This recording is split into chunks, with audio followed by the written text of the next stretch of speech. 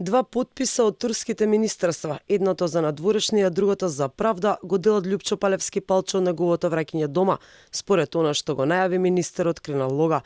Иако првичните изјави на властите беа дека Палчо може многу брзо да биде испорачан, сега се попредпазливи. Но дали Македонија, па и Турција ќе ја запазат постапката за предметот да не паѓа пред повисоките судски инстанци, е дилема што се јавува кај дел од правната фила. Тоа може да ја завлечка целата процедура. Истрагата е се уште во тек и се преземаат действија, а властите се под силен медиумски притисок Палевски да биде испорачан што побрзо, со оглед што станува збор за киднапирање и грозоморно убиство на 14-годишно девојче и 74-годишен белешки фризер, за кое се пишуваше и во регионот, коментира адвокатот Димитар Савовски. Тој смета дека е важно да се запази постапката и да не се направат грешки, бидејќи целиот предмет може да падне во вода пред судот за човекови права во Страсбург. Доколку не се запази постапката, да не се запазуваше постапката, Турција да беше решена да го врати веднаш, до сега ќе беше вратен тој, или онаа несречна изјава на нашиот председател ќе му се јавил на Ердоган, побрзо да го донесат.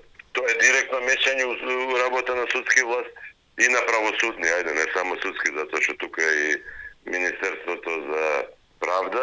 Меѓутоа, ако не се запази таа постапка, представува основ за апликација до човековиот суд на правда.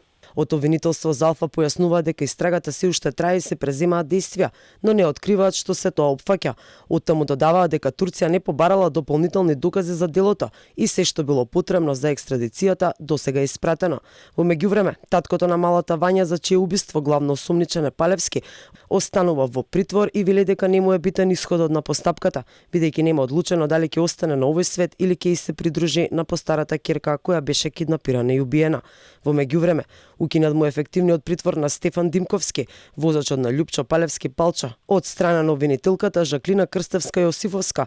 Оти законот не е дозволувал продолжување на мерката повеќе од 3 месеци. Во притвор остануваат сопартиците на Палчо, Велибор Маневски, Владко Кешишов и Боре Видевски, кои се осомничени за грабнување и помагање на убиство, и на малата Вања, кои се осомничени за грабнување и помагање на убиство. Токму тие, според нивните искази во обвинителство, го посочуваат Палевски како главен организатор и ликвидатор на двете убиства. Вања беше грабната до влезот на незината зграда на 27 ноември. Истиот ден, според исказите на осомничените, убиена. Незиното тело беше пронајдено на 3 декември во атарот на селата Бразда и Горно Оризари. Ново убиство му претходеше убиството на Панча Жежовски, што се случи на 22 ноември. Неговиот автомобил Цитроен потоа искористен за грабнувањето на Вања. Засега истражните органи во ниту еден момент не открија дали за овие две грозоморни убиства дошле до мотивот на осомничениот кој го посочуваат како убиец и останатите осомничени.